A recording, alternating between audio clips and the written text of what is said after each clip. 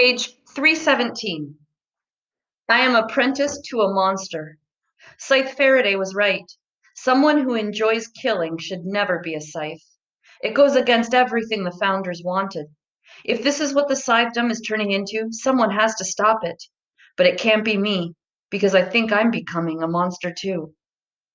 Rowan looked at what he wrote and carefully, quietly tore the page out, crumpled it, and tossed it into the flames of his bedroom fireplace. Goddard always read his journal. As Rowan's mentor, it was his prerogative to do so. It had taken forever for Rowan to learn how to write his true thoughts, his true feelings. Now he had to learn to hide them again. It was a matter of survival. So he picked up his pen and wrote a new official entry. Today I killed 12 moving targets using only 12 bullets and saved the life of my friend. Scythe Goddard sure knows how to motivate someone to do their best. There's no denying that. There's no denying that I'm getting better. I'm learning more and more each day, perfecting my body, my mind, and my aim. Scythe Goddard is proud of my progress. Someday I hope I can repay him and give him what he deserves in return for all he's done for me. Chapter 29. They called it prison. Scythe Curie hadn't gleaned since conclave. All her concern was on Citra. I'm entitled to some downtime, the Scythe told her. I have plenty of time to pick up the slack. It was at dinner on their first day back at Falling Water that Citra finally broached the subject she had been dreading. I have a confession to make, Citra said 5 minutes into the meal. Scythe Curie chewed and swallowed before she responded. What kind of confession? You're not going to like it. I'm listening. Citra did her best to hold the woman's cool gray gaze. It's something that I've been doing for some time, something you don't know about. The Scythe's lips screwed into a wry grin. Do you honestly think there's something you do that I don't know about? I've been looking into the murder of Scythe Faraday. Scythe Curie actually dropped her fork with a clatter. You've been what? Citra told Scythe Curie everything. How she dug through the back brain, how she painstakingly reconstructed Faraday's moves on his last day, and how she found 2 of the 5 witnesses that were given immunity, suggesting, if not proving, that the act was committed by a scythe. Scythe Curie was attentive to everything, and when Citra was done, she bowed her head and braced herself for the worst. I submit myself for disciplinary action, Citra said. Disciplinary action, said Scythe Curie with disgust in her voice, but that disgust was not aimed at Citra. I should discipline myself for being so inexcusably blind to what you were doing. Citra released a breath that she had been holding for the last 20 seconds. Have you told anyone else? Scythe Curie asked. Citra hesitated, then realized there was no sense in concealing it now. I told Rowan. I was afraid you'd say that. Tell me, Citra, what did he do to you after you told him? I'll tell you what he did. He broke your neck. I think that's a very good indication of where he stands on this. You can bet that Scythe Goddard knows all about your little theory by now.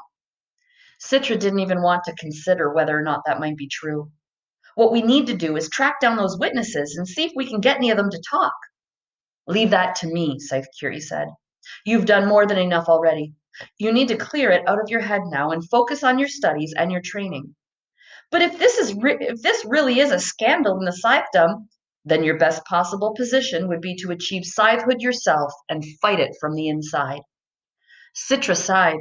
That's what Rowan had said. Scythe Curie was even more stubborn than Citra, and when her mind was made up, there was no changing it. Yes, Your Honor.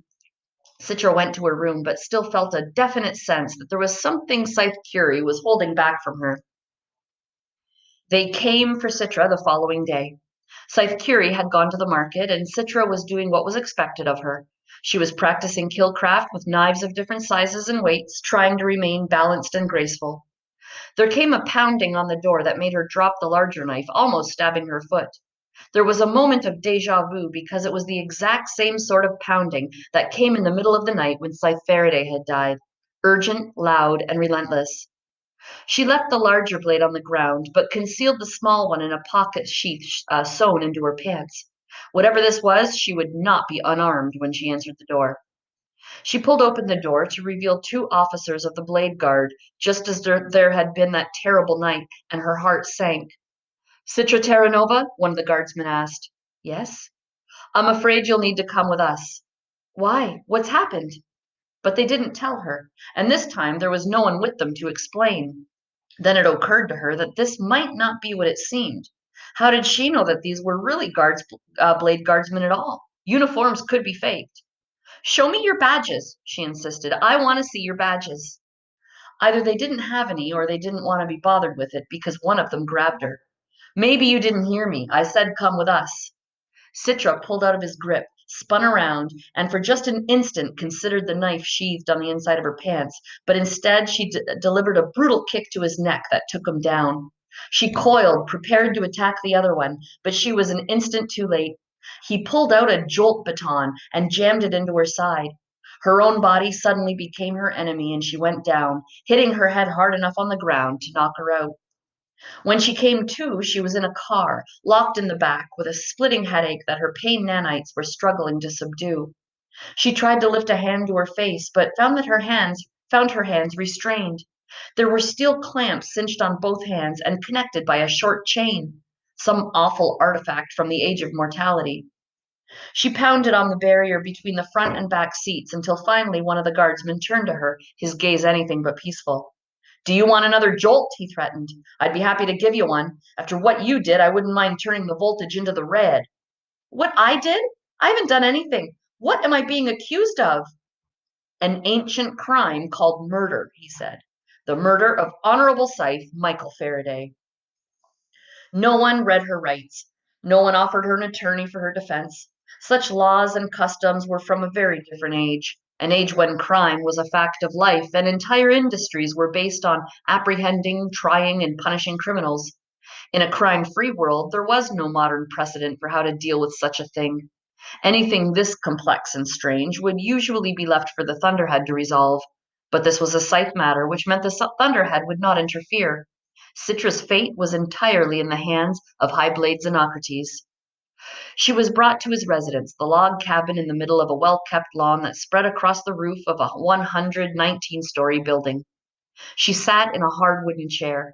The cuffs on her hands were too tight, and her pain nanites were fighting a losing battle to quell the ache.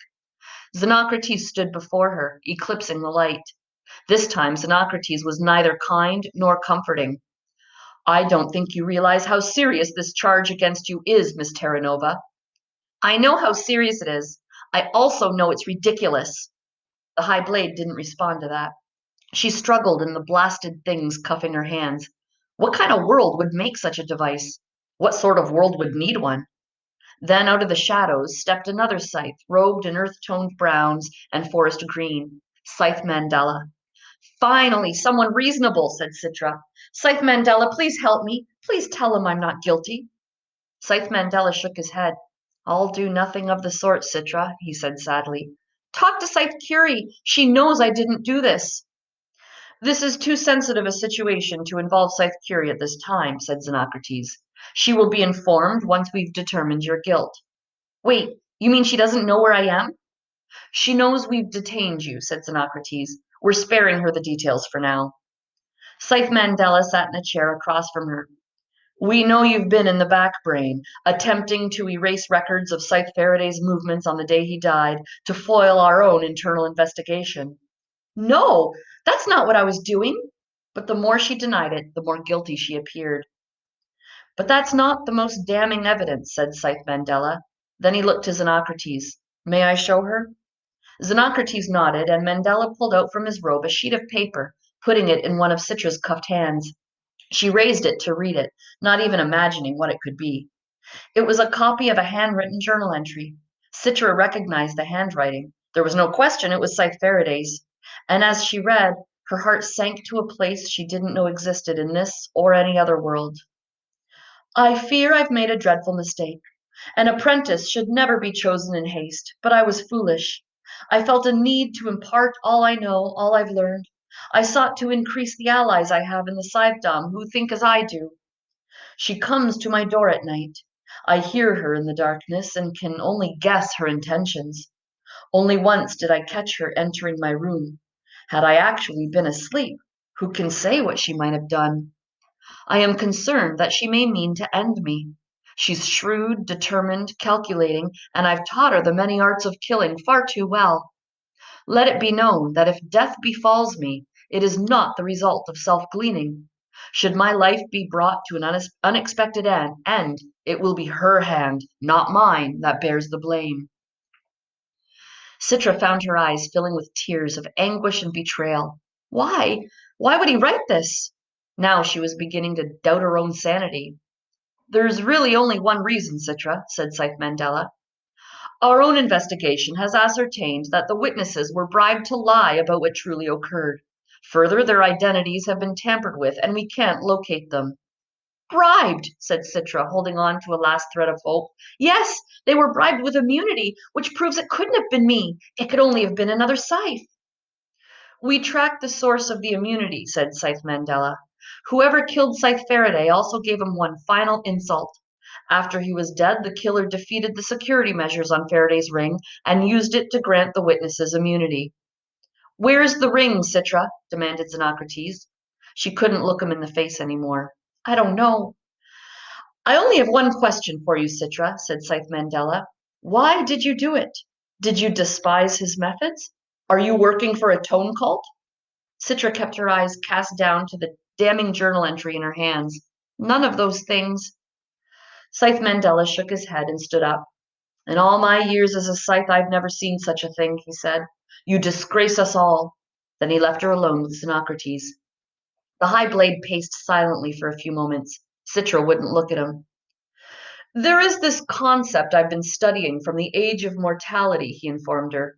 It is a number of procedures designed to uncover truths. I believe it is pronounced torture.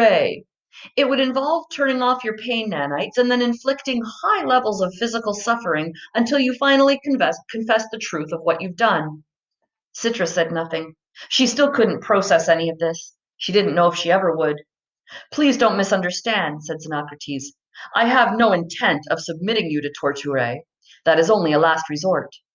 Then he pulled out another piece of paper and put it down on his desk. If you sign this confession, we can avoid any more mortal age unpleasantness. Why should I have to sign anything? I've already been tried and, what's the word, convicted.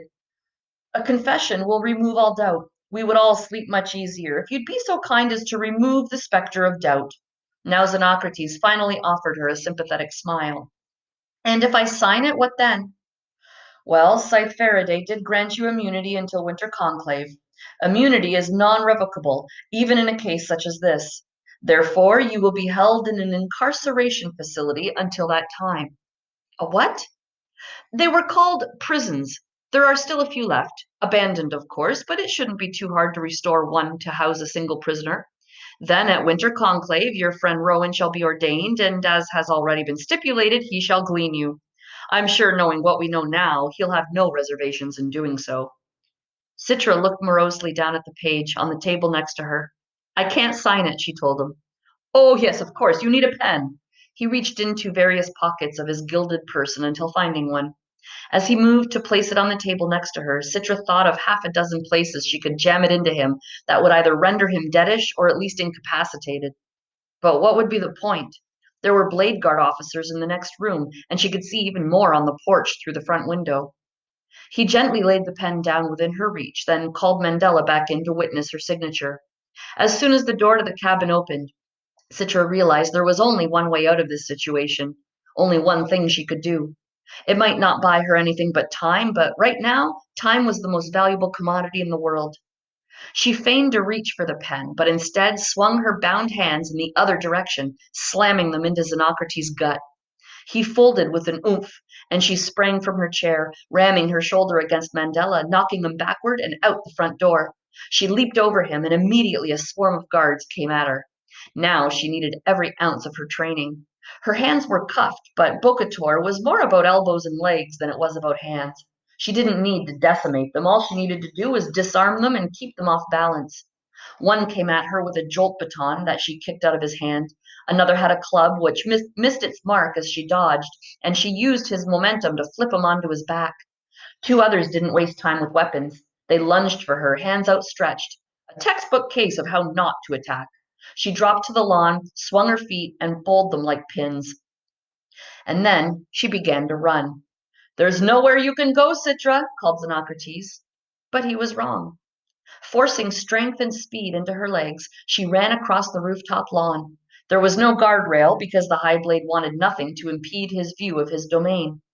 Citra neared the edge, and rather than slowing down, she increased her pace until the grass was gone and there was nothing but 119 floors of air beneath her. She held her cuffed hands over her head, grimacing against the wind and the uneasy feel of free fall, and plummeted feet first, surrendering her will to gravity, relishing her defiance, until her life ended for the second time in a week, this time with what was undoubtedly the best splat ever. This was unexpected and inconvenient, but it changed nothing. Xenocrates didn't even run out to the edge. That would just be wasting time. The girl has a spark, said Mandela. Do you really think she's working for a tone cult? I doubt we'll ever understand her motives, Xenocrates told him. But removing her will certainly help the Scythe heal. Poor Marie must be beside herself, said Mandela, to have lived with the girl for months and not known. Yes, well, Scythe Curie's a strong woman, Xenocrates said. She'll get over it. He had his guards called down to the lobby. The site of Citra Terranova's remains was to be cordoned off until her unpleasant little self could be scraped off the sidewalk and brought to a revival center. It would have been so much cleaner if she could just stay dead. Damn the immunity rules. Well, when she was once more pronounced alive, she would find herself in a cell with no possible means of escape, and more importantly, no contact with anyone who might take up her cause and petition for her freedom. Xenocrates went to the express elevator, not trusting his security detail to handle the situation down below. Will you accompany me, Nelson? I'll stay here, said Mandela. I have no desire to see the poor girl in such an unpleasant state. Xenocrates assumed this would be a simple scrape and soar maneuver, and indeed an ambudrone had already landed on the street ready to spirit away what was left of Citra. But something wasn't quite right. It wasn't his security details surrounding her remains. Instead, there were at least a dozen men and women, all in cloud-colored suits, forming a circle around her. Nimbus agents. They ignored the threats and jeers from the Blade Guard officers who insisted that they needed to get through. What's going on here? Xenocrates demanded. The damn Nims, said one of the guardsmen. They were already here when we came outside. They won't let us near the body. Xenocrates pushed his way through his security detail and addressed a woman who appeared to be the head Nimbus agent. See here, I am Highblade Xenocrates. This is Scythe business, and as such, you and the rest of your Nimbus agents have no place here. Yes, the law states she must be revived, but we shall bring her to a revival center. The Thunderhead has absolutely no jurisdiction. On the contrary, the woman said, all revival falls under the auspices of the Thunderhead, and we are here to make sure its domain is not infringed upon. Xenocrates sputtered for a moment before finding mental traction. The girl is not a public citizen. She is a Scythe's apprentice. Was a Scythe's apprentice, said the woman. The moment she died, she ceased to be anyone's apprentice. She is now a rather damaged set of remains that the Thunderhead must repair and revive. I assure you that the moment she is pronounced alive, she will be fully under your jurisdiction once more. A team of revival workers made their way from the ambudrone and began to prepare the body for transport. This is inexcusable, raved the High Blade. You can't do this. I demand to speak to your superior. I'm afraid I report directly to the Thunderhead. We all do. And since there can be no contact between the Scythedom and the Thunderhead, there's no one else for you to speak to. I shouldn't even be speaking to you now. I will glean you, threatened Xenocrates. I will glean every last one of you where you stand. The woman was not troubled. That is your prerogative, she said, but I believe that would be considered bias and malice aforethought. A violation of the Scythedom's second commandment by the region's High Blade would most certainly raise eyebrows at the World Scythe Council's next global conclave. With nothing left to say, Xenocrates just screamed primal rage into the woman's face until his emo nanites calmed him down. But he didn't want to calm down. He just wanted to scream and scream and scream.